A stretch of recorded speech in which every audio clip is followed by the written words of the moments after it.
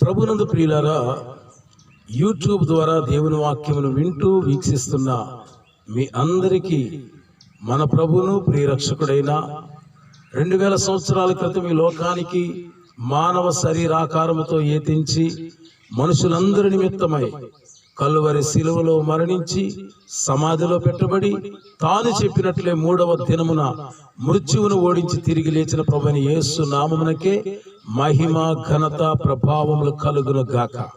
ప్రియులారా, ఈ సమయంలో దేవుని యొక్క వాక్యమును మనం ధ్యానం చేసుకుందాం. మీ అందరూ కూడా దేవుని యొక్క వాక్యమును వింటూ ప్రభువును మహిమపరుస్తూ దేవుని యొక్క వాక్యము మన హృదయాలలో ఫలించులాగున ప్రార్థనాపూర్వకంగా వేచి ఉన్నట్లయితే చిన్న ప్రార్థనతో ఈ యొక్క కార్యక్రమాన్ని మనం ప్రారంభించుకుందాం. పరిశుద్ధుడైన తండ్రి, నీ నామమునకు మహిమ కలుగును గాక. ప్రభువైన దేవా, నీ నామము పరిశుద్ధపరచబడును గాక. ఆయన నీ రాజ్యము వచ్చును గాక. నీ చిత్తము పరలోకమందు నెరవేరునట్లు భూమి యందును నెరవేరును గాక. నీవు సర్వశక్తి గల గొప్ప దేవుడవు, మహిమ గల దేవుడవు, పరిశుద్ధుడైన దేవుడవు. నీ కార్యములు గంభీరమైనవి, నీ కార్యములు రమ్యమైనవి, నీ కార్యములు ఖ్యాతి గలవి. నీ నామమునకే మహిమ కలుగును గాక. ఈ యొక్క సమయమందు ప్రత్యేకముగా నీ దాసుడు నీ వాక్యమును విత్తుచు ఉండగా ప్రజలందరితో నీవే మాట్లాడుము. వింటున్నటువంటి వారందరినీ నీవు దర్శించుము. నీ వాక్యములో నుండి అనేకమైన సత్యములను మాకు తెలియజేయము. నీ మంచితనమును, నీ ఔన్నత్యమును ఆయన మేము తెలుసుకొనుచు నిన్ను మహిమపరిచే బిడ్డలుగా ఉంటకు సహాయము చేయము. అల్పుడైనటువంటి నీ దాసుని నీ సన్నిధిలో జ్ఞాపకము చేసుకునము. అయోగ్యునైన నన్ను కేవలము నీ కృప ద్వారానే నీ వాక్యమును ప్రకటించడానికి అనుగ్రహం చూపినందుకు కృతజ్ఞతాస్తుతులు చెల్లిస్తూ ఈ వాక్యమును వింటున్న వారి యొక్క హృదయాలలో ఫలింప చేయమని యేసు దివ్యనామమున ప్రార్థించి వేడుకొనుచున్నాము తండ్రి. ఆమేన్, ఆమేన్, ఆమేన్. ప్రియులారా, మీ అందరికీ ప్రత్యేకమైన వందనాలు ప్రభు పేరిట నేను తెలియజేస్తున్నాను. చాలా సంతోషం. యూట్యూబ్ ద్వారా దేవుని యొక్క వాక్యాన్ని ప్రకటించే భాగ్యమును ఈ అయోగ్యుడైనటువంటి సేవకునికి దేవుడు అనుగ్రహించినందుకు ప్రభు నామమునకే మహిమ కలుగును గాక. ప్రియులారా, దేవుని కృప అనే అంశమును గూర్చి గతంలో నేను మీతో కూడా పంచుకున్నాను. ఒకవేళ యూట్యూబ్ లో మీరు అది చూడనట్లయితే అది మొదటి భాగము, దయచేసి దానిని తప్పనిసరిగా చూసి ఆ యొక్క వాక్యమును వినాలని దేవుని పేరిట మీకు తెలియజేస్తా ఉన్నాను. ఇది 2వ భాగంలోనికి మనం వచ్చాం. దయచేసి అందరూ కూడా మొదటి భాగంలో కొన్ని విషయాలు జ్ఞాపకం చేసుకుని 2వ భాగంలోనికి మనం వెళదాం. ప్రియులారా, దేవుని కృపను గూర్చి మనం ధ్యానం చేసుకుంటూ ఉన్నాం. దేవుడు కరుణామయుడు, దేవుడు ప్రేమగలవాడు, దేవుడు కృపగలవాడు, దేవుడు కనికర సంపన్నుడు. ఆయన ప్రేమ ఆకాశము కంటే ఎత్తైనది, సముద్రము కంటే లోతైనది. ఒకవేళ ఆయన ప్రేమను గురించి ఎవరైనా వర్ణించడం మొదలు పెడితే ఒక భక్తుడు అంటాడు, ఆకాశమంతటిని ఒక కాగితముగానో ఒక పుస్తకముగానో చేసి ఈ యొక్క సముద్రములో ఉన్న నీరంతటిని కూడా సిరాగా చేసి ఆయన ప్రేమను రాయడం మొదలు పెడితే ఆయన ప్రేమే ఇంకా మిగులుతుంది, కానీ ఇవి మాత్రం అయిపోతాయని చెప్పాడు. ప్రియులారా, అంత ప్రేమ కలిగినటువంటి దేవుని మనం కలిగి ఉన్నాం. దేవుని యొక్క ప్రేమను గురించి గాని దేవుని యొక్క కృపను గురించి గాని ధ్యానం చేస్తున్నప్పుడు నిజంగా మన జీవితాల్లో దేవుని కార్యాలు లెక్కకు మిక్కిలి విస్తారమైనవని మనం గమనించగలుగుతాం. ఈ దినాన దేవుని కృపను గురించి 2వ భాగముగా మనం ధ్యానం చేసుకోబోతూ ఉన్నాం. ప్రధానంగా దేవుని కృపను గురించి ఒక లేఖనాన్ని ఎత్తుకొని దేవుని యొక్క కృపను గురించి మీతో పంచుకోవడం జరుగుతూ ఉంది. దయచేసి ఒకవేళ మొదటి వీడియో చూసినట్లయితే మీ అందరికీ గుర్తుండే ఉంటుంది. కీర్తనల గ్రంథము 26వ కీర్తన 3వ వచనములో దావీదు భక్తుడు ఏమని మాట్లాడుతున్నాడు? దావీదు భక్తుడు తన యొక్క మాటలను ఏ విధంగా ప్రభువును కీర్తిస్తూ పలుకుతున్నాడో మనం గమనిస్తే, నీ కృప నా కన్నుల ఎదుట ఉంచుకొని ఉన్నాను, నీ కృప నా కన్నుల ఎదుట ఉంచుకొని ఉన్నాను, నీ సత్యమును అనుసరించి నడుచుకొనుచున్నాను. ప్రియులారా, దావీదు దేవుని చేత అభిషేకించబడిన వాడని, దావీదు దేవుని యొక్క కృప ద్వారానే రాజుగా ఎంపిక చేయబడ్డాడని మనం గతంలో జ్ఞాపకం చేసుకున్నాం. ప్రియులారా, దయచేసి అందరూ శ్రద్ధగా దేవుని మాటల మీద దృష్టి నిలపండి. దేవుని కృపలో రెండు ప్రధానమైన అంశాలు ప్రస్ఫుటంగా మనకు కనబడతాయి. కృపలో మొదటి అంశము ఏమిటి అంటే అయోగ్యుల ఎడల దేవుని కటాక్షం, అపాత్రుల ఎడల దేవుని దయ. దేనిని పొందుకొనుటకు మనం యోగ్యులము కామో అట్టి దానిని పొందుకొనున్నట్లు దేవుడు ఉచితముగా అనుగ్రహించు ఆశీర్వాదమే కృప అనే విషయాన్ని లోగడ నేను మీతో పంచుకున్న విషయం విదితమే. నా ప్రియమైనటువంటి స్నేహితులారా, దేవుని ప్రజలారా, సహోదరి సహోదరులారా, కృపలో మొట్టమొదటి అంశము అయోగ్యుల ఎడల దేవుని కటాక్షం, కరుణ, దేవుని యొక్క దయ. ఈ లోకంలో చాలా మంది యొక్క క్రైస్తవ జీవితాలు మీరు గమనిస్తే ఎంతో మంది ఎంపిక లేనటువంటి వారిని, అయోగ్యులను దేవుడు ఎంపిక చేసుకున్నట్లుగా మనం చూస్తాం. ఈ లోకంలో సాధారణమైనటువంటి ఉద్యోగాల కొరకు, ఒకవేళ ఒక మిలిటరీ ఉద్యోగం అయింది అనుకోండి, లేకపోతే ఒకవేళ ఒక సాఫ్ట్వేర్ సంబంధించినటువంటి ఉద్యోగం అనుకోండి, వాటి కోసం ఎన్నో క్వాలిఫికేషన్స్ కావాలి, సర్టిఫికేట్స్ కావాలి, మంచి నిపుణత కలిగినటువంటి వ్యక్తులుగా ఉండాలి. మరి ఒకవేళ మిలిటరీకి అయితే వ్యాయామము సరిగ్గా చేయగలిగిన వారై ఉండాలి, ఎత్తు ఎంత ఉండాలి, బరువు ఎంత ఉండాలి, రన్నింగ్ ఇంత సమయంలోగా ఇంత వేగంగా పరిగెత్తాలి. ఇటువంటి విషయాలన్నీ కూడా క్వాలిఫికేషన్స్ గా మనం చూస్తా ఉన్నాం. ప్రియులరా, ఈ లోకంలో సాధారణమైన ఉద్యోగాల కోసమే అనేకమైనటువంటి అర్హతలను పరీక్షిస్తారు, చూస్తారు.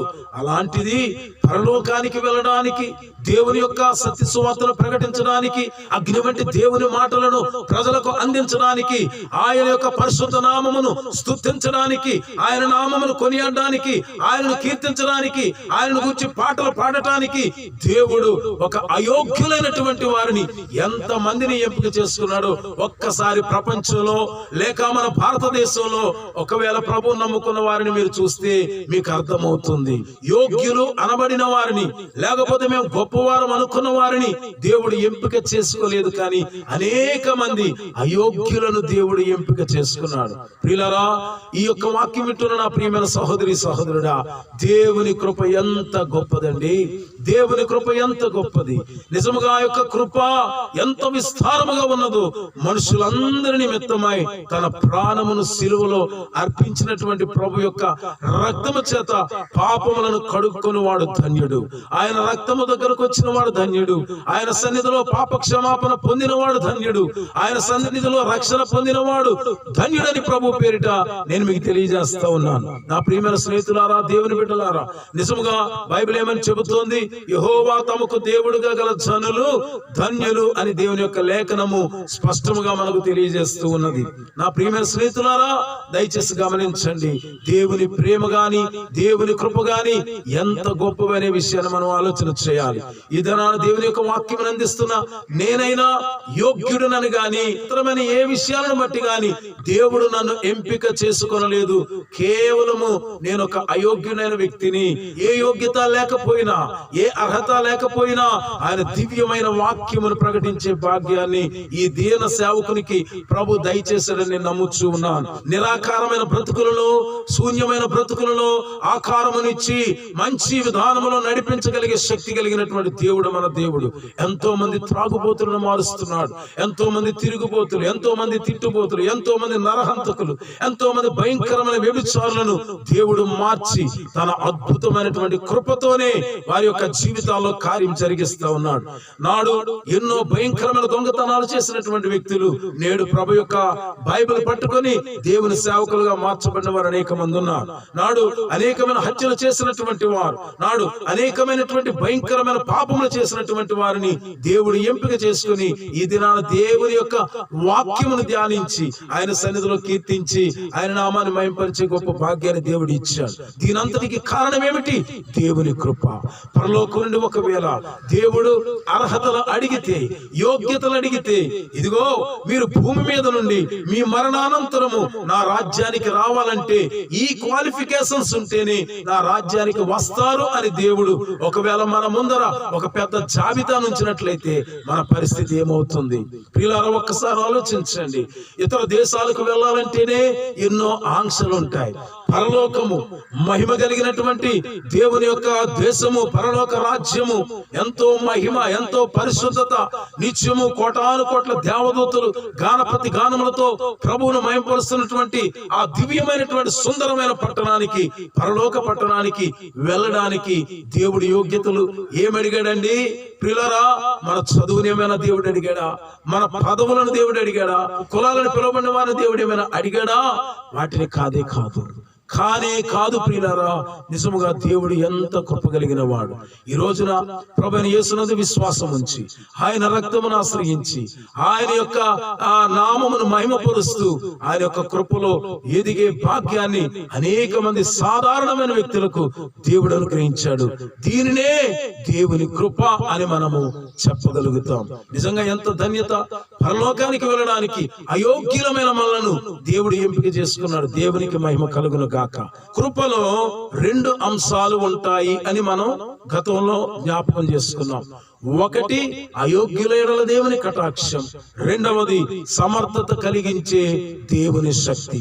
ఈ 2 అంశాలు, ఈ 2 విషయాలు దావీదు జీవితంలో స్పష్టంగా మనకు కనబడతాయి. ఈ 2 విషయాలు మనం గమనిస్తాం. ఏమిటి అంటే, గతంలో జ్ఞాపకం చేశాను కదా, దావీదు గొర్రెలను కాయువాడు, దావీదు యొక్క అభిషేకమునకు పిలవబడని వాడు. దేవుని యొక్క సన్నిధిలో ప్రత్యేకించి దేవుడు తన కృప ద్వారా దావీదును ఎంపిక చేసుకుని రాజు అయ్యే గొప్ప భాగ్యాన్ని దేవుడు అనుగ్రహించాడు. ప్రియులారా, దావీదు యొక్క జీవితంలో అయోగ్యుడైనటువంటి వ్యక్తిని, అపాత్రుడైనటువంటి వ్యక్తిని, గొర్రెలను కాల్చినటువంటి వ్యక్తిని తీసుకుని వెళ్లి ఒక సింహాసనం మీద రాజుగా కూర్చుండబెట్టడము దేవుని కృప. అలాగే కృపలో 2వ అంశం ఏమిటో తెలుసా? అయోగ్యుల ఎడల దేవుని కనికరము చూపించి అర్హులుగా చేయడం ఒకటైతే, సమర్థత కలిగించే దేవుని యొక్క శక్తి, ఇది కృపలో 2వ అంశం. ఇక్కడ మీరు ఒక ప్రత్యేకమైనటువంటి సంఘటన, గతంలో జరిగిన విషయాన్ని ఒక్కసారి మీరు పరికిస్తే, చూస్తే ఒక విషయాన్ని మీరు అర్థం చేసుకోగలరు. దయచేసి బైబిల్ గ్రంథంలో ఉన్న వారు 1 సమూయేలు గ్రంథము 17వ అధ్యాయంలో మరి ప్రత్యేకించి ఇశ్రాయేలీయులకు ఫిలిస్తీయులకు భీకరమైనటువంటి పోరాటానికి సన్నద్ధులై ఉన్నటువంటి పరిస్థితి మనకు కనబడుతుంది.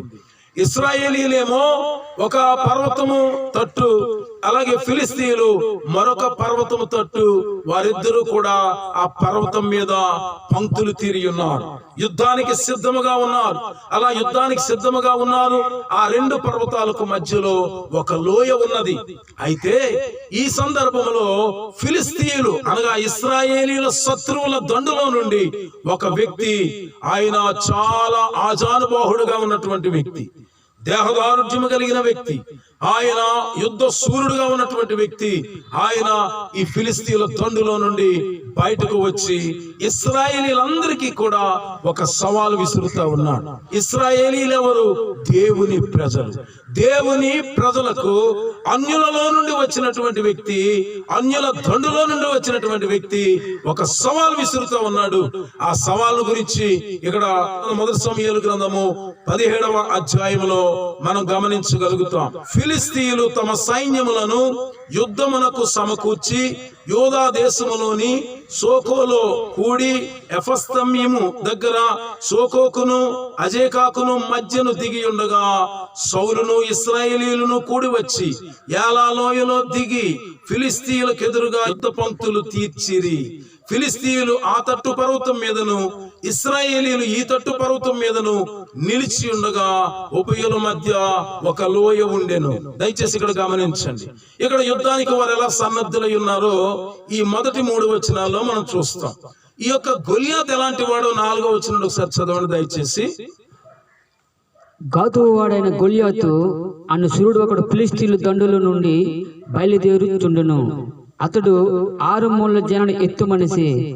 అతని తల మీద రాగి స్థిరస్థానముండును. అతడు యుద్ధ కవచము ధరించి ఉండును. ఆ కవచము 5000 తులముల రాగి ఎత్తుగలది, మరియు అతని కాలుకు రాగి కవచమును అతని భుజముల మధ్య రాగి బల్లెం ఒకటి ఉండెను. అతని ఈటె కర్ర నేత గాని దోణ అంత పెద్దది, మరియు అతని ఈటొక్కన 600 తులముల ఇనుము ఎత్తుగలది. ఒకడు డాలును మోయిచు అతని ముందర పోవచ్చుండును. దేవునికి మహిమ కలుగును గాక. ప్రియమైన దేవుని బిడ్డలారా, ఇక్కడ గాతు వాడైనటువంటి గొల్లియాతు ఎంత బల సూర్యుడో, ఆయన యొక్క దేహము ఎంత పెద్దదో, ఈ విషయాలన్నీ కూడా ఆ గొల్లియాతును గూర్చి 4వ వచనం నుండి 7వ వచనం వరకు మనం చూసాం.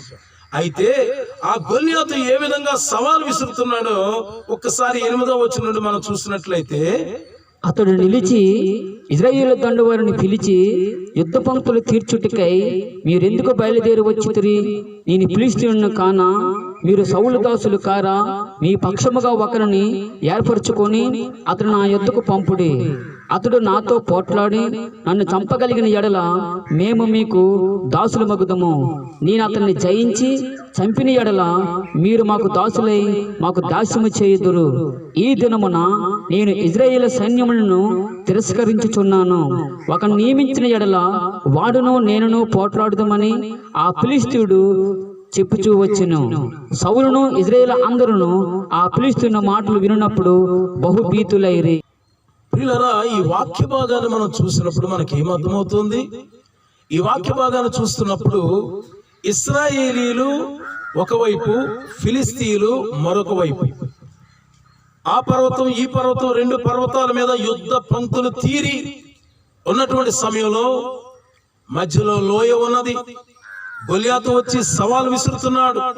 తన దేహాన్ని చూసి, తన యొక్క యుద్ధ నిపుణతను చూసి ఆయన తనను తాను గర్వించి, నన్ను పోట్లాడగలిగి గెలిచేవాడు నాతో ఎవడైనా ఉన్నాడా అని సవాలు విసురుతూ ఉన్నటువంటి సందర్భం అది.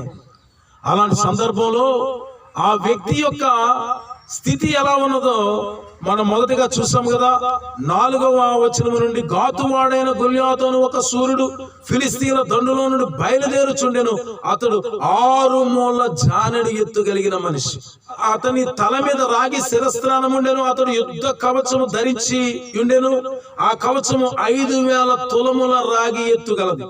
మరియు అతని కాళ్లకు రాగి కవచమును, అతని భుజముల మధ్యను రాగి బల్లెమొకటి ఉండెను.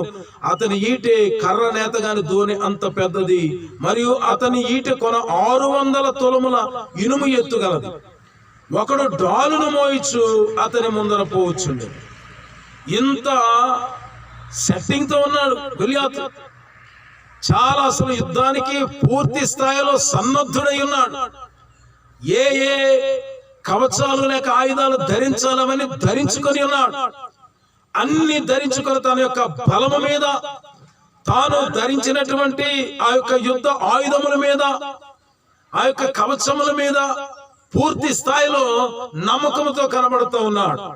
నన్ను జయించగలిగేవాడు ఎవడు లేడనే ఆ గర్వము అతనిలో తొణికిసలాడుతూ ఉన్నది. నేను ఎలాగైనా పోట్లాడి గెలుస్తాను, రక్తపాతం అంతా జరగాల్సిన పని లేదు. నేను ఒక సవాల్ విసురుతా ఉన్నాను వారి యొక్క శత్రువుగా. ఏమిటా సవాలు? నన్ను గెలవగలిగిన వాడు ఎవడైనా ఉంటే మీలో ఒకరిని ఏర్పరచుకోండి.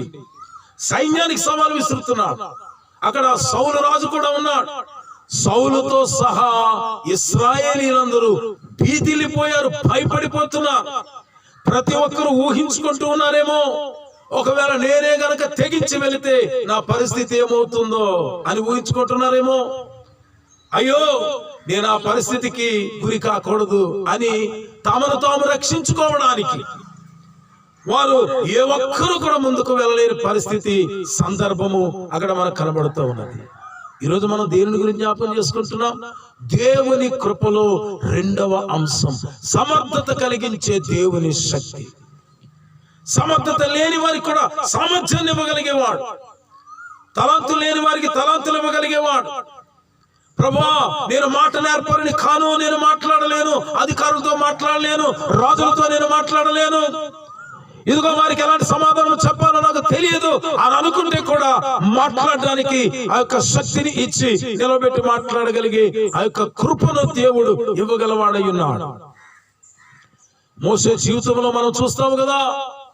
మోషే నేను మాట నేర్పరిని కాను, నేను మాట మాంద్యము గలవాడనని, నేను సరిగా మాట్లాడలేని వాడనని అంటూ ఉన్నాడు. అయితే దేవుడు అతన్ని పంపించినట్లుగా మనం గమనిస్తాం. రాజుల ఎదుట నిలవబడాలంటే ఆ శక్తిని, సామర్థ్యముని ఇచ్చేవాడు దేవుడే. గుండెల నిండా నింపగలిగి ఆ ధైర్యాన్ని ఇచ్చేవాడు దేవుడే. ప్రియులరా, నీతిమంతులు సింహములే ధైర్యముగా ఉందన్న మాటను మనం ఒకసారి జ్ఞాపకం చేసుకుందాం. యెష్షయికి 8 మంది కుమారులు. దావీదు ఆ 8 మందిలో కనిష్ఠుడు, చివరివాడు. దావీదు గొర్రెలు కాల్చి ఉన్నటువంటి వాడు. తండ్రి ఒక దినమున దావీదును పిలిచి, బాబు, నీ అన్నల 3 ఆ సైన్యంలో ఉన్నారు కదా. పెద్దవాడేమో ఏలియాబు, రెండవ వాడేమో అబీనాదాబు, మూడవ వాడేమో షమ్మా. ఏలియాబు, అబీనాదాబు, షమ్మా ఈ 3 కూడా సైన్యంలో పనిచేస్తున్నారు. ఆ 3 నువ్వు చూసి వచ్చి వారి దగ్గర నుండి ఆనవాళ్ళు కూడా తీసుకొని రా. వారు క్షేమంగా ఉన్నారో లేరో నాకు తెలియజేయి అని చెప్పి దావీదును తన తండ్రి అయినటువంటి యెష్షయి ఏ విధంగా ప్రిపేర్ చేసి పంపించాడో మనం ఒకసారి ఆలోచిద్దాం. మొదటి సమూయేలు గ్రంథము 17వ అధ్యాయము 12వ వచనం నుండి మనం దయచేసి చూద్దాం. దావీదు యోధా బెత్లెహేము వాడగు ఎఫ్రాతీయుడైన యెస్సె అనువాని కుమారుడు. యెష్షయికి 8 కుమారులుండిరి. అతడు సౌలు కాలమందు జనులలో ముసలివాడై ఉండును. అయితే యెష్షయి యొక్క 3 పెద్ద కుమారులు యుద్ధమునకు సౌలు వెంటను పోయి ఉండిరి.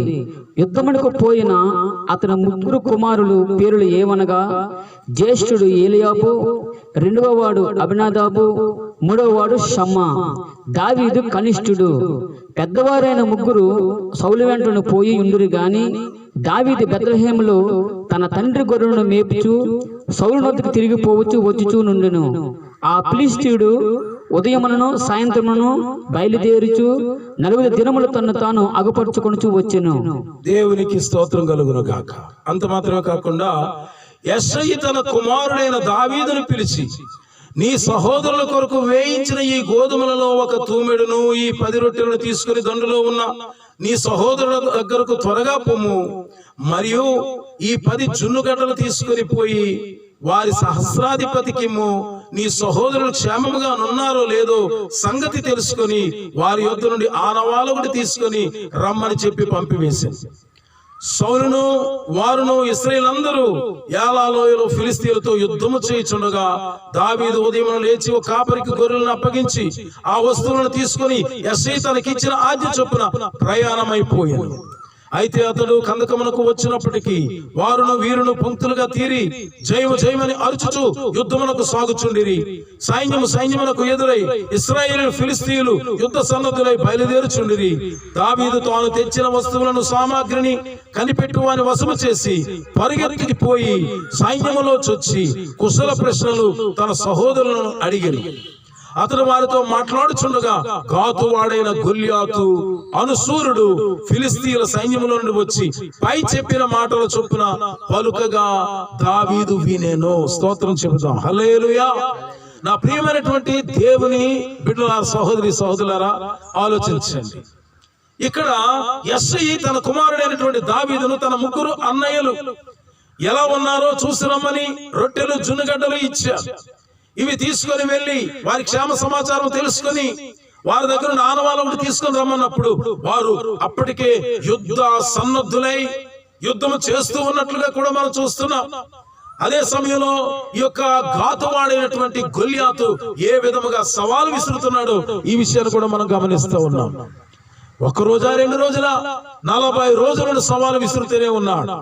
ఉదయము సాయంత్రము తనను తాను అగపరుచుకుంటున్నాడు. తను ఒక విధంగా చెప్పాలంటే తన బలాన్ని చూపిస్తున్నాడు. తనకున్నటువంటి ఆ బలాన్ని చూపిస్తూ ఇశ్రాయేలును బెదిరించాలనే ప్రయత్నం చేస్తున్నాడు. యుద్ధానికి ఎవరినైనా రమ్మని అడుగుతూ ఉన్నాడు. అయితే ఇశ్రాయేలులందరూ భీతిల్లిపోయిన సందర్భంలో అంత సైన్యములో సౌలుతో సహా ఏ ఒక్కరు కూడా ముందుకు వెళ్ళగలగలేని పరిస్థితుల్లో సాదా సీదాగా గొర్రెలను కాయిచున్నటువంటి దావీదు తన తండ్రి యొక్క పిలుపు మేరకు వచ్చినటువంటి దావీదు కుశల ప్రశ్నలు అడిగి ఎలా ఉన్నారో తెలుసుకుని ఆ సమయంలోనే గాతువాడైనటువంటి గొల్లియాతు యొక్క మాటలను విన్నట్లుగా 17వ అధ్యాయము 23వ వచనంలో మనం గమనిస్తాం. అతను వారితో మాట్లాడుచుండగా గాతు ఫిలిస్తీయుడైనటువంటి గొల్లియాతును సూర్యుడు ఫిలిస్తీయుల సైన్యంలో నుండి వచ్చి పై చెప్పిన మాటల చొప్పున పలుకగా దావీదు వినెను. మొట్టమొదటిగా ఆ మాటలు దావీదు విన్నాడు. ప్రియులారా, ఇక్కడ తేడా గమనించండి. ఆయన గాతువాడైనటువంటి గొల్లియాతు మాట్లాడిన మాటలు ఒక్కసారి కాదు, 2 సార్లు కాదు, ప్రతిరోజు ఉదయం సాయంత్రం వింటూనే ఉన్నారు. ఇశ్రాయేలు అందరూ వింటున్నారు, సౌలు వింటున్నాడు. కానీ వినినప్పుడు వారిలో వచ్చినటువంటి స్పందన, వారి యొక్క పరిస్థితి ఏమిటంటే, ఆ మాటలు విన్నప్పుడు వీరు భీతిల్లిపోయారు, భయపడిపోయారు. కానీ దావీదు ఆ మాటలు విన్నప్పుడు రోషము తెచ్చుకున్నాడు. ఏ విధంగా? జీవము కలిగిన దేవుని సైన్యమును తిరస్కరించడానికి ఈ సున్నతి లేని ఫిలిస్తీయుడు ఎంతటి వాడు. మేము దేవుని ప్రజలమైన మమ్ములను, ఆకాశమునకును భూమికి నీ సృష్టికర్త అయినటువంటి దేవుని ప్రజలమైన మమ్ములను తృణీకరించడానికి ఈ గాతువాడైనటువంటి ఈ గొల్లియాతు ఎంతటి వాడు. వీడు దేవుని ప్రజలను తృణీకరించడమా? వీడు మమ్మల్ని సవాలు చేయడమా? మా దేవుడు మాకు లేడా? మా దేవుడు అనేకమైన అద్భుతములు చేసిన వాడు కాడా? యుద్ధములో శత్రువులకు భయం కలిగించిన వాడు కాడా? తన యొక్క కృప ద్వారా తన బిడ్డలకు సహాయం చేయవాడు కాడా? దావీదులో వచ్చిన స్పందన వీరందరికీ భిన్నముగా కనబడుతూ ఉన్నది. ఆ మాటలు విన్నటువంటి సందర్భాన్ని మనం గమనిస్తే, ఇశ్రాయేలీలందరూ ఆ మనుషుని చూచి మిక్కిలి భయపడి వాని ఎదుట నుండి పారిపోగా, ఇశ్రాయేలీలలో ఒకడు వచ్చుచున్న ఆ మనిషిని చూచితిరే, నిజముగా ఇశ్రాయేలీలను తిరస్కరించుటకై వాడు బయలుదేరుచున్నాడు. వారిని చంపిన వారికి రాజు బహుగా ఐశ్వర్యము కలుగజేసి తన కుమార్తెనిచ్చి పెళ్లి చేసి వారి తండ్రి ఇంటి వారిని ఇశ్రాయేలీలో స్వతంత్రులుగా చేయననగా, దావీదు 26వ వచనాన్ని మనం గమనిస్తే, జీవము గల దేవుని సైన్యములను తిరస్కరించుటకు ఈ సున్నతి లేని ఫిలిస్తీయుడు ఎంతటి వాడు. See the difference. ఇక్కడ తేడా చూడండి, వ్యత్యాసం చూడండి.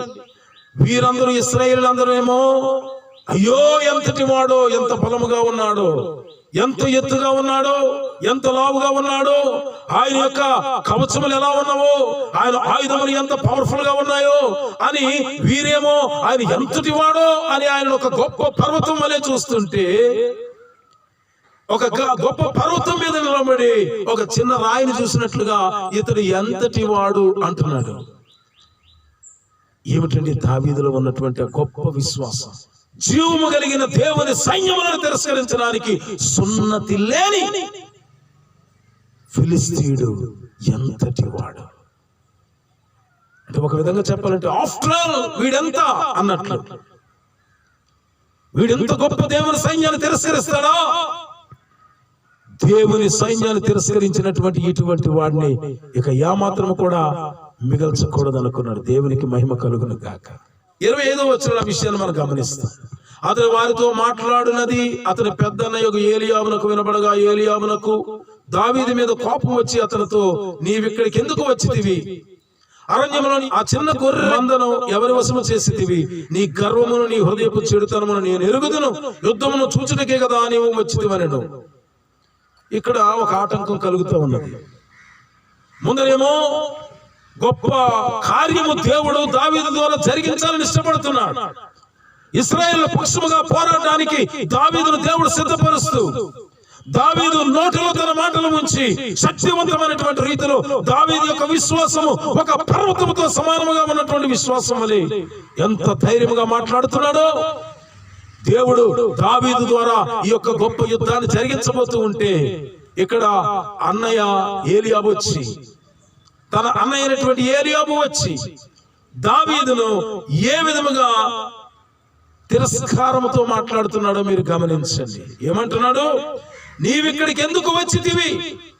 అరణ్యములోని ఆ చిన్న గొర్రె మందను ఎవరి వశము చేసితివి? ఎవరికి అప్పగించావు? నువ్వెందుకు వచ్చావు ఈ స్థలానికి? నీ గర్వమును నీ హృదయపు చెడుతనమును నేను ఎరుగుదును అంటున్నాడు. అంటే దావీదును తిరస్కరిస్తా ఉన్నాడు. గొల్యాతేమో ఇశ్రాయేలీయులందరినీ తిరస్కరిస్తే, ఇక్కడ ఏలీయాబేమో దావీదును తిరస్కరిస్తా ఉన్నాడు. కొన్నిసార్లు మన ద్వారా దేవుని బలమైన కార్యం జరగడానికి ముందుగా అపవాది ఎవరో ఒకరిని వాడుకొని మళ్ళీ ఆటంక పెట్టాలని ప్రయత్నం చేస్తూ ఉంటాడు. మనం ఆ విషయాలను గుర్తెరగాలి. అటువంటి విషయాలను మనము గమనించగలగాలి. దేవుని కార్యములను గురించిన జ్ఞానం మనకు ఉండాలి. దేవుడు ఏమి చేయబోతున్నాడనే విషయాలను మనం ఆత్మలో ఎరిగిన వారిగా ఉండాలి. కోపం వచ్చి అతనితో నీవు ఇక్కడికి ఎందుకు వచ్చితివి అని అడుగుతూ ఉన్నాడు. అందుకు దావీదు, నేనేమి చేసి తిని మాట మాత్రం పలికితనని చెప్పి అతని యొద్ద నుండి తొలగి తిరిగి మరి ఒక్కని ఆ ప్రకారమే అడుగుగా జనులు వారికి అదే ప్రకారము ప్రత్యుత్తరం ఇచ్చింది. దావీదు చెప్పిన మాటలు నలుగురికి తెలియగా జనులు ఆ సంగతి సౌలుతో తెలియజెప్పిరి. కనుక అతడు దావీదును పిలవనంపెను. అతన్ని చంపితే బహుమానం ఏమిస్తారు అని దావీదు అడుగుతున్నటువంటి విషయం. అంత మాత్రమే కాకుండా ఈ యొక్క జీవం కలిగిన దేవుని సైన్యాన్ని తిరస్కరించడానికి ఇతడు ఎంతటి వాడు అన్న విషయం ఇదంతా కూడా ఒకరినొకరికి వ్యాపించి చివరికి రాజు అయినటువంటి సౌలు కూడా తెలిసింది. సౌలు వెంటనే దావీదు కబురు పెట్టి పిలిపించాడు. ఈ ఫిలిస్తీను బట్టి ఎవరి మనస్సును కృంగ నిమిత్తం లేదు, మీ దాసుడనైన నేను వానితో పోట్లాడుదనని దావీదు సౌలుతో అనగా. చూసారా, బలమైన ఆహారాన్ని భుజిస్తున్నటువంటి సైన్యంలో ఉన్న వ్యక్తులు, ఈ విధంగా ఎన్నో వ్యాయామాలు చేస్తున్నటువంటి వ్యక్తులు, వారందరూ భీతిల్లిపోతే ఇక్కడ గొర్రెలను కాల్చినటువంటి దావీదు వచ్చి అడుగుతూ ఉన్నాడు, వానితో పోట్లాడి గెలిచిన వానికి మీరేం బహుమానం ఇస్తారని. దావీదు యొక్క ఫెయిత్ ఎంత పవర్ఫుల్ గా ఉందో ఆలోచించండి.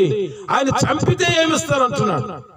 ఆ ఫిలిస్తీను బట్టి ఎవరి మనసును కృంగ నిమిత్తం లేదు, మీ దాసుడైన నేను వానితో పోట్లాడుదనని దావీదు సౌలుతో అనగా సౌలు, ఈ ఫిలిస్తీని ఎదుర్కొని వానితో పోట్లాడుటకు నీకు బలము చాలదు, నీవు బాలుడవు. వాడు బాల్యము నుండి యుద్ధాభ్యాసం చేసిన వాడని దావీదుతో అనెను. ఒక రకంగా చెప్పాలంటే ఏదైనా ఉద్యోగానికి అర్హత కావాలి అనుకుంటే ఎక్స్పీరియన్స్ అడుగుతారు. సౌలు అంటున్నాడు, ఆయనకేమో చిన్ననాటి నుండి యుద్ధాభ్యాసం చేసిన వాడు, నీకెటువంటి యుద్ధాభ్యాసం లేదు. ఆయనేమో బాగా యుద్ధాలు చేసి ఉన్నవాడు, ఎప్పటి నుండో ఆయన ప్రవీణుడిగా ఉన్నవాడు, అలాంటి వారితో నువ్వు పోట్లాడలేవు అని ఈ సౌలు సాధారణమైనటువంటి మానవ రీతిలో మాట్లాడుతూ ఉన్నటువంటి సందర్భాన్ని మనం చూస్తాం. నీకు బలము చాలదు, నీవు బాలుడవు. వాడు బాల్యము నుండి యుద్ధాభ్యాసం చేసిన వాడని దావీదుతో అనెను. ఈ పిరికితనపు మాటలు విని దావీదు సరే అని ఊరుకోలేదు. వీటికి చోటు లేదు తన మనస్సులో. ఒక్కటే దేవుని శక్తిని దావీదు ఎరిగినవాడు. దేవుడు ఎంత గొప్ప శక్తివంతుడో, తన ప్రజలను ఏ రీతిలో ఆయన తన బాహుబలం చేత నడిపించాడో, ఆయన తన భక్తుల పక్షముగా ఉండి ఎలాంటి యుద్ధములు జరిగించాడో, ఆయన ఎంత గొప్పవాడో దావీదు ఎరిగిన వాడిగా మనకు కనబడుతున్నాడు. దావీదు సౌలుతో ఏమన్నాడో తెలుసా? 34వ వచనంలో చూస్తే, మీ దాసుడనైన నేను నా తండ్రి యొక్క గొర్రెలను కాయచుండా సింహమును ఎలుగుబంటియును వచ్చి మందలో నుండి ఒక గొర్రె పిల్లను ఎత్తుకొని పోచుండగా నేను దానిని తరిమి చంపి దాని నోట నుండి ఆ గొర్రెను విడిపించి తిని. దావీదు రెండు సర్టిఫికేట్స్ పెట్టాడు సౌలు ముందర. ఏమిటా సర్టిఫికేట్స్? Experience certificates. ఏమిటి అని అంటే, ఒకటేమో సింహమును చంపినటువంటి సర్టిఫికేట్, మరి ఒకటేమో ఎలుగుబంటిని చంపినటువంటి సర్టిఫికేట్. ప్రియమైన దేవుని బిడ్డలారా గమనించండి. ఈయన ఎక్స్పీరియన్స్ ఏంటో తెలుసా? ఆయనేమో మనుషులతో ఒకవేళ గతంలో పోట్లాడి గెలిచి ఉండవచ్చేమో గాతువాడైన గొల్యాతు, కానీ దావీదు పోట్లాడి గెలిచినది ఎవరితోనో తెలుసా? ఎలుగుబంటి, సింహము. ఈ రెండు ప్రమాదకరమైన జంతువులే. వీటితో పోరాడి ఆ గొర్రె పిల్లను వాటి నోట నుండి విడిపించి ఆ సింహము యొక్క గడ్డమును పీకి ఆ సింహాన్ని చంపినవాడు, ఎలుగుబంటిని చంపినవాడు. ఈ యొక్క రెండు విషయాలు సౌలుతో చెప్పినట్లుగా మనం గమనిస్తాం. హల్లెలూయా. సమర్థత కలిగించే దేవుని శక్తి, దేవుని యొక్క కృపలో రెండవ అంశం ఇది. ఎంత పిరికివాడైనా దేవుడు ఒక్కసారి తన ఆత్మతో నింపి తన బలమునిచ్చి ఆ సామర్థ్యమును అనుగ్రహిస్తే తన కృపతో అద్భుతాలు జరుగుతాయి. దేవునికి మహిమ కలుగును గాక. ఆశ్చర్యపోతారు. హల్లెలూయా. దేవుని కృపకు ఎంత శక్తి ఉన్నది. నా ప్రియమైన దేవుని బిడ్డలారా, దయచేసి గమనించి, మీ దాసుడనైన నేను నా తండ్రి యొక్క గొర్రెను కాయచుండ సింహమును ఎలుగుబంటి వచ్చి మందలో నుండి ఒక గొర్రె పిల్లను ఎత్తుకుని పోవచుండగా నేను దానిని తరిమి చంపి దాని నోట నుండి ఆ గొర్రెను విడిపించి తిని అది నా మీదికి రాగా దాని గడ్డము పట్టుకుని దానిని కొట్టి చంపి తిని మీ దాసుడనైన నేను ఆ సింహమును ఎలుగుబంటిని చంపి తినే జీవము గల దేవుని సైన్యములను తిరస్కరించిన ఈ సున్నతి లేని ఫిలిస్తీయుడు వాటిలో ఒకదాని వలె అగుననియు సింహము యొక్క బలము నుండి ఎలుగుబంటి యొక్క బలము నుండి నన్ను రక్షించిన యెహోవా ఈ ఫిలిస్తీయుని చేతిలో నుండి కూడాను నన్ను విడిపించునని చెప్పాను. హల్లెలూయా. వాట్ ఏ గ్రేట్ ఫెయిత్ అండి. ఎంత గొప్ప విశ్వాసం అండి ప్రియమైన దేవుని బిడ్డలారా. దావీదు పలుకుతున్న ప్రతి మాటలో గొప్ప విశ్వాసం మనకు కనబడుతూ ఉన్నాయి. ఆ సింహం నోటు నుండి ఎలుగుబంటి నోటు నుండి నన్ను విడిపించిన, ఇక్కడ ఒక రకమైన డిఫెన్సివ్ ఫెయిత్ కనబడుతూ ఉన్నది. నన్ను విడిపించాడు, వాటి వశములకు నేను వెళ్ళిపోకుండా, వాటి ద్వారా చంపబడకుండా నన్ను కాపాడాడు అని మాట్లాడుతూ ఉన్నాడు. కాపాడాడు అని చెప్పడం, నన్ను విడిపించాడని చెప్పడం ఇక్కడ గమనిస్తాం. అంతేకాదు తన శక్తిని ఇచ్చి వాటిని చంపడానికి దేవుడు కృప చూపించాడనే విషయాన్ని మనం గమనించాలి. శత్రువుల యొక్క వశములో నుండి విడిపించువాడు, శత్రు బలమంతటి మీద అధికారం ఇచ్చి జయించుటకు శక్తిని ఇచ్చేవాడు మన దేవుడు. ప్రియులారా, సింహం యొక్క బలము నుండి ఎలుగుబంటి యొక్క బలము నుండి నన్ను రక్షించిన యెహోవా ఈ ఫిలిస్తీయుని చేతిలో నుండి కూడాను నన్ను విడిపించనని చెప్పిన. అందుకు సౌలు, పొమ్ము, యెహోవానికి తోడుగా ఉండును గాక అని దావీదుతో అన్నాను. ఆ రెండు చిన్న సర్టిఫికెట్స్ అండి. అసలు సింహాన్ని పట్టుకొని చంపినటువంటి విషయం, ఒక సింహాన్ని పట్టుకొని దాన్ని తీసుకువెళ్ళి జూలో పెట్టాలంటే ఎన్ని రకాలుగా ఏర్పాట్లు జరుగుతాయి మీ అందరికీ తెలిసిన విషయమే. ప్రియులారా, గమనించండి, ఆలోచన చేయండి ఒకసారి. ఆ సింహాన్ని పట్టుకొని చంపాడు, ఎలుగుబంటిని పట్టుకొని చంపాడు. పిమ్మట సౌలు తన యుద్ధ వస్త్రములను దావీదునకు ధరింపజేసి రాగి శిరస్త్రాణం ఒకటి అతని కట్టి యుద్ధ కవచమును తొడిగించెను. ఇక్కడ మీరు ఆలోచిస్తే దయచేసి గమనించండి. గొల్యాతు మాటలు విన్నాడు దావీదు. ఎంతటి వాడు అన్నాడు 26వ వచనంలో. పోట్లాడుతానన్నాడు 32వ వచనంలో. మీరు ఆలోచించిన 32వ వచనంలో, ఈ ఫిలిస్తీయుని బట్టి ఎవరి మనస్సులో కృంగ నిమిత్తం లేదు, మీ దాసుడనైన నేను వారితో పోట్లాడుతానని దావీదు సౌలుతో అనగా, నేను పోట్లాడుతాను. హల్లెలూయా. దావీదు ఎంత ధైర్యంతో మాట్లాడుతున్నాడో మీరు గమనించండి. అలాగే యెహోవా నన్ను విడిపించును అంటున్నాడు 37వ వచనంలో. వాడి వశంలో పడకుండా నన్ను విడిపిస్తాడు, నేను గెలుస్తాను అంటున్నాడు. దేవునికి స్తోత్రం కలుగును గాక. 33వ వచనంలో సౌలు ఏ విధంగా మాట్లాడు మనం చూసాం. 46, 47 వచనాల్లో దావీదు గొల్యాతుతో ఏమంటున్నాడో ఒకసారి మనం గమనిద్దాం. ఈ దినమున యెహోవా నిన్ను నా చేతికి అప్పగించును, నేను నిన్ను చంపి నీ తల తెగవేతును. ఇశ్రాయేలీయులలో దేవుడున్నాడని లోక నివాసులందరూ తెలుసుకున్నట్లు నేను ఈ దినమున ఫిలిష్తీయుల యొక్క కళేబరమును ఆకాశ పక్షులకును భూమృగములకును ఇత్తును. అప్పుడు యెహోవా కత్తి చేతను ఈటి చేతను రక్షించువాడు కాడని ఈ దండు వారందరూ తెలుసుకొందురు. యుద్ధము యెహోవాదే, ఆయన మిమ్మును మా చేతికి అప్పగించునని చెప్పును. Praise the Lord. ఈ దినమున యెహోవా నిన్ను నా చేతికి అప్పగించును. ఇది కూడా విశ్వాసంతో పలుకుతున్న మాట. 41వ వచనం మనం ఒకసారి చూద్దాం. డాలు మోయవాడు తనకు ముందు నడవగా ఆ ఫిలిస్తీయుడు బయలుదేరి దావీదు దగ్గరకు వచ్చి చుట్టూ పారచూచి దావీదును కనుగొని అతడు బాలుడై ఎర్రటివాడును రూపసీనై యుండుట చూచి అతను తృణీకరించెను. ఫిలిస్తీయుడు, కర్ర తీసుకొని నీవు నా మీదకి వచ్చుచున్నావే, నేను కుక్కనా అని దావీదుతో చెప్పి తన దేవతల పేరిట దావీదును శపించాను. అసలు యుద్ధానికి నేను ఇంత గొప్ప దేహదారుట్యము కలిగి, ఇంత ఆయుధ సంపత్తిని కలిగి నేను వెలుచు ఉంటే నాకు ఎదురుగా ఎంత చిన్నవాడు వస్తున్నాడు ఏమిటని ఇంకా కోపం ఎక్కువైపోయింది.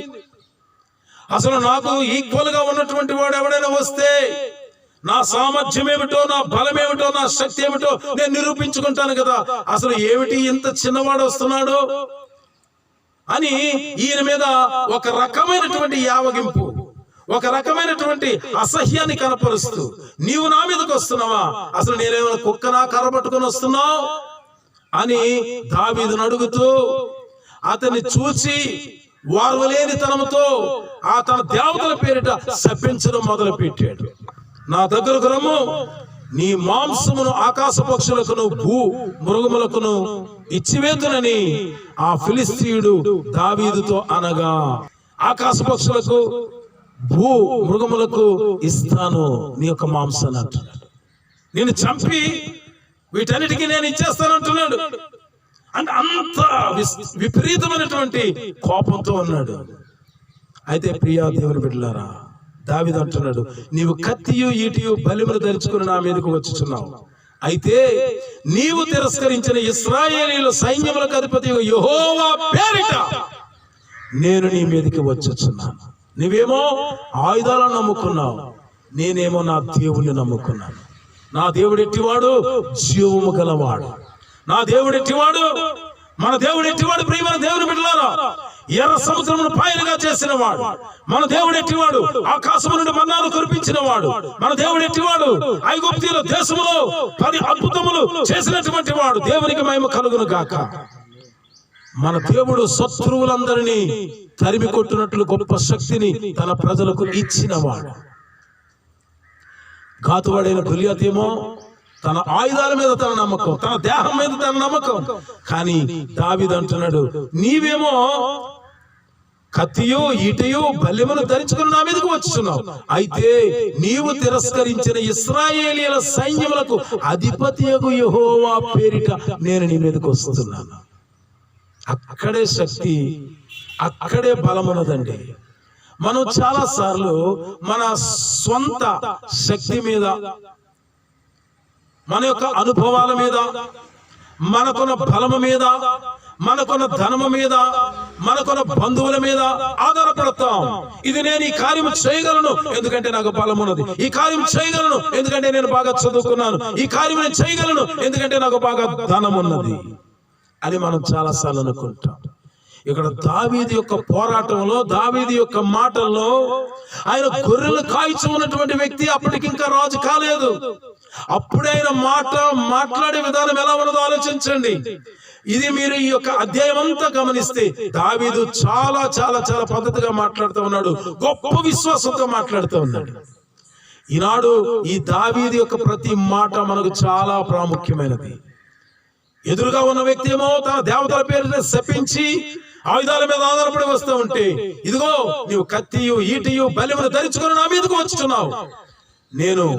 నీవు తిరస్కరించిన, నువ్వే దేవుడైతే తిరస్కరించావో ఆయన పేరిట నేను వస్తున్నాను అని ఇక్కడ కూడా దేవుణ్ణి మహిమపరుస్తూ ఉన్నాడు. అంత మాత్రమే కాకుండా ఏమంటున్నాడు, ఈ దినమున యెహోవా నిన్ను నా చేతికి అప్పగించును. ఎంత గొప్ప విశ్వాసం అండి. చూద్దాం వీలైనంత వరకు. సరే, నీవు నీ మట్టుకు నువ్వు ఆయుధాలతో వస్తున్నావు కదా, నేను కూడా వస్తున్నా, చూద్దాం ఎవరు గెలుస్తారో అని చూద్దాం చేద్దాం అనే పద్ధతి కాదు. ఈ దినమున యెహోవా నిన్ను నాకు అప్పగించను. అక్కడే యుద్ధం ముగిసినట్లు. దేవుని స్తోత్రం కలుగును గాక. ఈ దినమున యెహోవా నిన్ను నా చేతికి అప్పగించును. ఒక రకంగా చెప్పాలంటే గేమ్ ఇస్ ఓవర్, ఆట అయిపోయింది. ఎందుకో తెలుసా, గొప్ప విశ్వాసంతో ఎదురుగా బలసూరుని పట్టుకొని, ఆ ఎదురుగా ఆయుధాలు ధరించినటువంటి వ్యక్తిని, ఆ వెనకేమో సైన్యం ఉన్నది, ఆ సైన్యమంతా కూడా ఆయన మీద ఆధారపడి ఆయన మీద నమ్మకంతో ఉన్నది. యువతలేమో ఒకవేళ ఏమైనా ధైర్యపరిచేవారు ఉన్నారా, యువతలు ఏమైనా బలపరిచేవారు ఉన్నారా, నీకెందుకు నువ్వు వెళ్ళు, మేము కూడా వెనక నీకు సపోర్ట్ గా ఉంటామని చెప్పేవారు ఉన్నారా? భీతిల్లిపోయేవారే కదా, అందరూ భయపడిపోయిన వారే కదా. సౌలు కూడా జడిసిపోయాడు. రాజే జడిసిపోతే, సైన్యమంతా ఒక రకంగా నీరసిల్లిపోతే ఆ సందర్భం ఎలా ఉంటుందో ఊహించండి. అందరూ బలిమిన ఏదో ఒక విధముగా వారు ప్రోత్సహిస్తే, ప్రెజర్ చేస్తే తప్పదనుకొని యుద్ధములకు వెళ్ళిన వాడు కాడు. దేవునికి స్తోత్రం కలుగును గాక. హల్లెలూయా. నా ప్రియమైనటువంటి దేవుని బిడ్డలారా, దయచేసి గమనించండి. ఒకసారి ఒక ఈత పొలంలో ఒక ఈతల పోటీ జరుగుతూ ఉందంట. అనేకమైనటువంటి రాష్ట్రాల నుండి అనేక మంది వచ్చి ఆ పోటీలో పార్టిసిపేషన్ చేయడం కోసం తమ పేర్లు ఇచ్చారు. ఒక్కొక్కరు వారి యొక్క వంతు వచ్చినప్పుడు ఈత కొలను దగ్గరకు వెళ్ళి ఈత వేద్దాం అంటే ఇన్ని సెకండ్స్ లో అందరినీ ఒకసారి లైన్ గా పెట్టి ఏర్పాటు చేసిన పోటీ కాదు అది.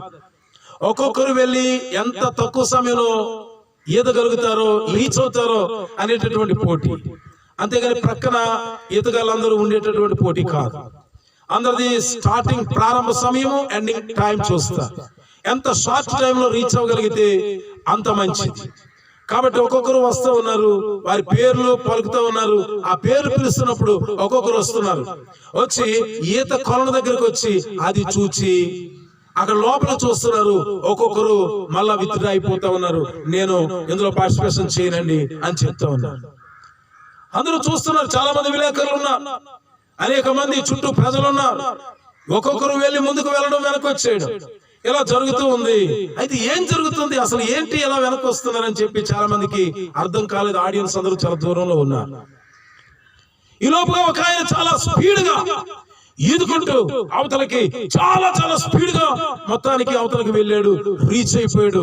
చాలా గుండెలో గాబరాగా ఉన్నది. బయటకు వచ్చి చూస్తూ ఉన్నాడు. ఈ లోపు విలేకరులు వెళ్ళి అడుగుతూ ఉన్నారు, నిజముగా ఇంతమంది ఈత వేయలేకపోయారు కదా, ఇంతమంది వెనక్కి వెళ్ళిపోయారు కదా, వాళ్ళ పేర్లు విత్డ్రా చేసుకున్నారు కదా, వారు లోపల ఇంతమంది విత్డ్రా చేసుకుని ఆ యొక్క మొసలి ఉన్నదని భయపడిపోతే మీరు ఇంత ధైర్యముగా ఆ మొసలిని తప్పించుకొని ఎలా ఈదుకుంటూ అవతలకు వెళ్ళారండి, ఇంత స్పీడ్ గా ఇంత తొందరగా మీరు ఎలా వెళ్ళగలిగారు, అసలు మీ యొక్క ఎక్స్పీరియన్స్ ఏమిటి అని ప్రశ్న మీద ప్రశ్న అడుగుతూ ఉంటే, ఆ విలేకరులందరూ అడుగుతూ ఉంటే, ఆయన ఎదురుగా కెమెరాలు పెట్టి అడుగుతూ ఉంటే, ఇంతకీ నన్ను ఎవడు తోసాడో చెప్పండి లోపలికని అడిగాడంట. నా ప్రియమైన దేవుని బిడ్డలారా, అంటే ఆయన వెళ్ళి తనంతట తానుగా ఈదినటువంటి వాడు కాడు. ఆయన కూడా అందరిలో చూద్దామని, ఇక ఎందుకు వచ్చేస్తున్నారని అందరూ గుమికూడి ఆ ఈత కొలను చుట్టూ ఉన్నప్పుడు ఆయన కూడా చూద్దామని వెళ్ళాడు. ఈ లోపుగా ఎవరు ఆయన్ని ఆ నీటిలోనికి తోసేశారు. ఎప్పుడైతే ఆ నీటిలోనికి తోయడం జరిగిందో, ఆయన తన ప్రాణాన్ని దక్కించుకోవడానికి, రక్షించుకోవడానికి ఆయన చాలా స్పీడ్ గా వెళ్ళిపోయి అవతలకు చేరుకున్నాడు. ఆయన బాధ ఆయనది, మిగతా వారి యొక్క పరిస్థితి మిగతా వారిది. దావీదు అలా ఎవరి చేత తోయబడి యుద్ధానికి వెళ్ళిన వాడు కాడు. గుండెల నిండా ధైర్యాన్ని నింపుకొని దేవుని మీద ఆధారపడి దేవుని యొక్క శక్తిని ఎరిగిన వాడిగా ఉండి యుద్ధానికి వెళ్ళినటువంటి వాడు. అన్ఎక్స్పెక్టెడ్ గా జరిగిన విషయం వాస్తవమే, కానీ ఎవరి చేత త్రోయబడిన వాడు కాడు, ప్రెజర్ చేయబడిన వాడు కాడు. తనంతట తానుగా దేవుని నామాన్ని తిరస్కరించిన వాడికి ఏ విధము చేతనైనను ఇట్టి వాడికి తగిన శాస్తి జరగాల్సిందే. దేవుని ప్రజల పక్షముగా దేవుడు యుద్ధం చేయవాడని నిరూపించాల్సిందే అని చెప్పి ముందుకు వెళ్ళినవాడు. ఈ శక్తినంతటినీ ప్రోధి చేసిన ఆ యొక్క వెనుక ఉన్న పవరే ఆ కృపలో మరొక అంశం ఏమిటి, సమర్థత కలిగించే దేవుని శక్తి. దావీదుకి సామర్థ్యాన్ని కలిగించింది, ధైర్యాన్ని నింపింది, బలాన్ని ఇచ్చింది, విశ్వాసంతో మాట్లాడుటకు దావీదుకు శక్తినిచ్చింది దేవుని కృప. అయోగ్యుల ఎడల దేవుడు కనికరముతో తీసుకువెళ్ళి ఒక స్థితిలో పెట్టడం అనేది ఒకటైతే, చేత కాని వారు లేకపోతే ఏమి చేయలేని వారికి కూడా సామర్థ్యమునిచ్చి ఆ సామర్థ్యముతో గెలవగలిగేటట్లు, ఆ సామర్థ్యముతో నిలవగలిగేటట్లు, ఆ సామర్థ్యముతో పొందుకొనగలిగేటట్లు ఆ సామర్థ్యాన్ని ఇవ్వగలిగే శక్తి కూడా కృపలో ఉన్నది. హల్లెలూయా. నా ప్రియమైన దేవుని బిడ్డలారా, మన స్వీయ బలము మీద, మన అందచందాల మీద, మనకున్న ధనము మీద, మనకున్న జనుల బలము మీద మనం ఆధారపడితే మనం దేవుని ఎదురు కార్యాలను పొందుకోలేము. మనం జీరో అయిపోవాలి. ప్రభువా, నేనేమీ కాదు నాయన, నా శక్తిని బట్టి, నా బలమును బట్టి, నా ధనమును బట్టి కాదు, నా జనమును బట్టి కాదు నాయన, కేవలం నీ కృపతో ఈ దీన దాసుని ఎడల, దాసురాని ఎడల నీ కటాక్షముతో నీవు ఈ కార్యం జరిగించండి మనం ప్రభువును వేడుకున్నట్లయితే దేవుడు గొప్ప కార్యములు చేయుటకు శక్తి గలవాడు. నా ప్రియమైన దేవుని బిడ్డలారా, కృపలో రెండవ అంశం ఇది. ఏమిటది? సమర్థత కలిగించే దేవుని శక్తి. గొర్రెలు కాసుకున్నటువంటి వ్యక్తిని తీసుకుని వెళ్ళి సింహాసనం మీద కూర్చోబెట్టగలిగింది దేవుని కృప. అయోగ్యుల ఎడల దేవుని కటాక్షం అనేది అక్కడ అప్లై అయింది. ఇక్కడేం అప్లై అయింది? సమర్థత కలిగించే దేవుని శక్తి. అంటే అంత బలవంతుణ్ణి ఎదుర్కోవడానికి సమర్థతనిచ్చిన ఆ పవరే దేవుని కృప. That is the grace of God. అది దేవుని కృప. నేను ఈ దినమున ఫిలిస్తీయుల యొక్క కళేబరములను ఆకాశ పక్షులకును భూ మృగములకును ఎత్తును. అప్పుడు యెహోవా కత్తి చేతను ఈటి చేతను రక్షించువాడు కాడని ఈ దండు వారందరూ తెలుసుకుందరు. యుద్ధము యెహోవాదే, ఆయన మిమ్మును మా చేతికి అప్పగించినని చెప్పెను. ఆ ఫిలిస్తీయుడు లేచి దావీదును కరియుటకై అతనికి ఎదురుపోగా దావీదు వారిని ఎదుర్కొనుటకు సైన్యము తట్టు త్వరగా పరిగెత్తుకొని పోయి తన సంచిలో చెయ్యి వేసి అందులో నుండి రాయి ఒకటి తీసి వడిసెలతో విసిరి ఆ ఫిలిస్తీయుని నుదుట కొట్టెను. ఆ రాయి వాని నుదురు జొచ్చినందున వాడు నేలను బోర్ల పడెను. పిల్లరా, దావీదు ఫిలిస్తీయుని కంటే బలాఢ్యుడై ఖడ్గము లేకయే వడిసెలతోనూ రాతితోనూ ఆ ఫిలిస్తీయుని కొట్టి చంపెను. ఎవరు గెలిచారు? దావీదు గెలిచాడు. ఎలా గెలిచాడు? దేవుడు ఇచ్చిన సమర్థత కలిగించే శక్తితో దావీదు గెలిచాడు. పోటీలో నిలిచాడు, యుద్ధంలో గెలిచాడు. నా ప్రియమైన స్నేహితులారా, దేవుని బిడ్డలారా, మన బలము మీద ఆధారపడకుండా దేవుని మీద ఆధారపడితే దేవుని యొక్క కృప మీకు సామర్థ్యాన్ని కలిగిస్తుంది. ఏ కార్యమైతే నీవు చేయలేవో, ఏ కార్యమైతే నేను చేయలేను అని అనుకుంటున్నావో ఆ కార్యాన్ని చేయడానికి తగిన సమర్థతను కలిగించే దేవుని శక్తే కృప. నీ జీవితంలో నీవు చేయలేని కార్యాలను దేవుని కృప చేయగలిగినట్లు చేస్తుంది. అందరి యొక్క చూపు వేరు, దావీదు చూపు వేరు. ఒక రకంగా చెప్పాలంటే ప్రియులారా, అందరూ ఇతను లావుగా ఉన్నాడు, ఎత్తుగా ఉన్నాడు, ఈయన మనం ఇంత పెద్ద వ్యక్తిని మనం ఎలా కొట్టి చంపగలం అని ఆలోచిస్తే ఇంత లావుగా ఎత్తుగా ఉండడమే నాకు ప్లస్ పాయింట్ అనుకున్నాడు దావీదు. ఎందుకంటే ఆ విసిరేటటువంటి ఆ రాయి, వడిసెలతో కొట్టే రాయి తగలడానికి ఎంత వెడల్పుగా ఉంటే అంత మంచిది. నా ప్రియమైన దేవుని బిడ్డలారా, దయచేసి గమనించండి. వారి చూపు వేరు, వెలి చూపు వేరు, విశ్వాసం యొక్క చూపు వేరు. దావీదు యొక్క చూపు విశ్వాసపు చూపు. చాలా మంది దైవజనులు మాట్లాడుతూ అంటారు కదా, దావీదు కొట్టినటువంటి దెబ్బ ఆ వడిసెలలో రాయి పెట్టి ఆయన దావీదు ఎప్పుడైతే గొల్యాతును కొట్టాడో అది నుదుట తగిలింది. అది నుదుటన తగిలినప్పుడు ఆయన వాస్తవానికి అలా వెల్లకిలా పడిపోవాలి, కానీ ఆయన బోర్లా పడ్డాడు. కారణం ఏంటంటే దావీదేమో ఎదురు నుండి కొడితే దేవుడేమో వెనక నుండి కొట్టాడు. దేవుని దెబ్బ గట్టిది కదా, అందుకే ముందుకు పడ్డాడని కొంతమంది దైవజనులు వ్యాఖ్యానిస్తూ ఉంటారు. ఏది ఏమైనప్పటికీ ఈ యుద్ధంలో దేవుడే ఇంక్లూడ్ అయి దావీదుకు సామర్థ్యాన్ని ఇచ్చి, దావీదుకు శక్తినిచ్చి, ఆ దావీదు అనేటటువంటి సాధారణమైన గొర్రెల కాపరిని ఒక యుద్ధ సూర్యుని జయించడానికి దేవుడు వాడుకున్నాడు. ఇది దేవుని కృప. నా ప్రియమైన స్నేహితులారా, దేవుని బిడ్డలారా, దేవుని కృపను గురించి మనం చెప్పుకుంటూ పోతే ఎన్నో ఎన్నో ఎన్నో అమూల్యమైన విషయాలు ఉంటాయి. వీలైతే నేను 1 లేక 2 కార్యక్రమాలతో ఈ యొక్క కృప అనే అంశం గురించి నేను ముగించాలని ఇష్టపడుతూ ఉన్నాను. దావీదుని దేవుడు ఎంత బలముగా వాడుకున్నాడో మీరు ఈ సమయంలో గమనిస్తారు. వాడు బోర్ల పడగా దావీదు పరిగెత్తిపోయి ఫిలిస్తీయుని మీద నిలుచుండి వాని కత్తి వరదూసి దానితో వాని చంపి వాని తలను తెగవేశాను. ఎప్పుడైతే అంత మహా గొప్ప బలశాలి కూలిపోయాడో, నేల కొరిగిపోయాడో, దావీదు వెంటనే వెళ్ళి ఆ యొక్క కత్తి తీసి అతని తలను తెగ నరికాడు. దేవుడు ఇచ్చినటువంటి శక్తి, దేవుడు సమర్థతను కలిగించే శక్తిని ఇచ్చాడు. ఇది దేవుని కృపయే. ప్రియులారా, దావీదు జీవితంలో అయోగ్యుల ఎడల దేవుని కటాక్షం, సమర్థత కలిగించే దేవుని శక్తి, కృపలో ఉన్న ఈ 2 అంశాలు నెరవేరినట్లుగా మనం గమనిస్తాం. ఈ రోజున మీరు ఏ కార్యమైతే మీ ద్వారా చేత కావట్లేదు అనుకుంటున్నారు, ఏ విషయాల్లోనైతే మీరు జయం లేకుండా ఉంటున్నారు, ఆ విషయాల్లో మీకు సహాయం చేయుటకు, సమర్థత కలిగించుటకు దేవుడు గొప్పవాడు. ఆయన మీద ఆధారపడదాం, ఆయన కృప మీద ఆధారపడదాం. ఆయన కృపలో ఎన్నో అద్భుతమైన విషయాలు ఉన్నాయి. ఆయన కృప ద్వారా అనేకమైన కార్యాలు దేవుడు జరిగించుటకు సమర్థుడై ఉన్నాడు.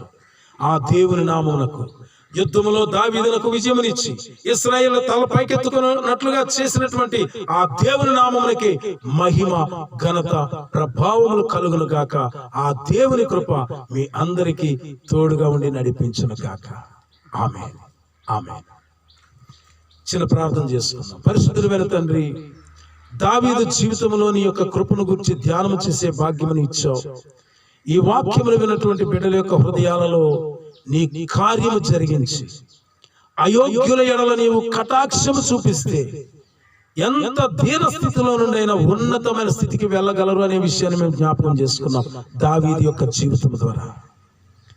ఒకవేళ మా జీవితంలో ఏమైనా చేత కానట్లుగా మేము ఏ కార్యములో విషయంలోనైనా నీరసంతోను, నిస్సత్తుతోను, శక్తిహీనులుగా, బలహీనులుగా ఉన్నట్లయితే నీ సమర్థత కలిగించే శక్తితో, నీ కృపతో నీవు కార్యములు చేయవాడవని నీ మీద ఆధారపడి నిన్ను మహిమపరిచే బిడ్డలుగా ఉండుటకు సహాయం చేయండి. ఈ వాక్యమును నీ బిడ్డల హృదయాల్లో ఫలింప చేయండి. యేసు దివ్యనామమున ప్రార్థించి వేడుకొనుచున్నాము తండ్రి. ఆమేన్, ఆమేన్. ప్రభు యొక్క కృప మీ అందరికీ తోడుగా ఉండి నడిపించును గాక. మరలా కలుసుకుందాం. దేవునికి మహిమ కలుగును గాక. ఆమేన్.